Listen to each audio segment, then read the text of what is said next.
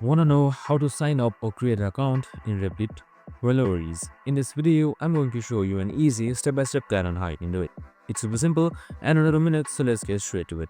Now, first things first, simply open up your replit.com website in your web browser, and once you're there, on the top right side you should be seeing sign up. So you can just simply select it, and now once you have selected sign up, here you should be provided with Replit's sign up tab.